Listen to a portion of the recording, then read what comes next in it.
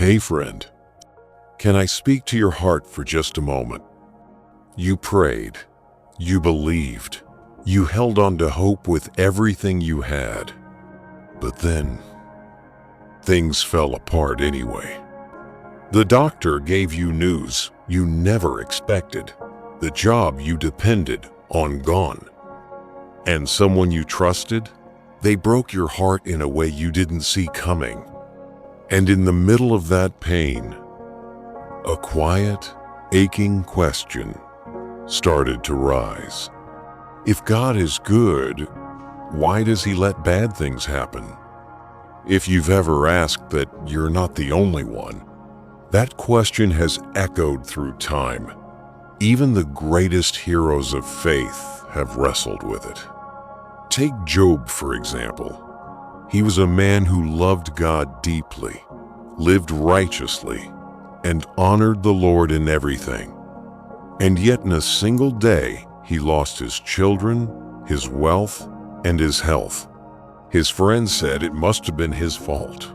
His own wife told him to give up on God.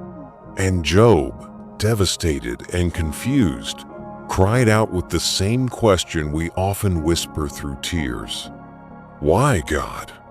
Why me? What we need to remember is this. Pain was never part of God's original plan. When God created the world, it was beautiful, whole, full of peace. There was no sickness, no death, no betrayal, just presence, just love. But sin entered the picture through human choice, and brokenness followed. And now we live in a world where people hurt people, where sickness strikes without warning, where hearts break and loss finds its way into every life. But listen, even here, even now, God is not absent. Romans 8:28 promises us, and we know that in all things, God works for the good of those who love Him.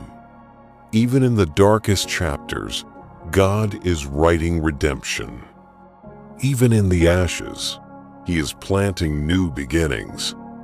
Just look at Joseph, betrayed by his brothers, sold into slavery, thrown into prison for a crime he didn't commit. But years later, he stood before those same brothers and said, "What you meant for evil, God meant for good." Genesis 50:20. And then there's Jesus, sinless, perfect, yet He suffered more than anyone ever has for sins He never committed. Why?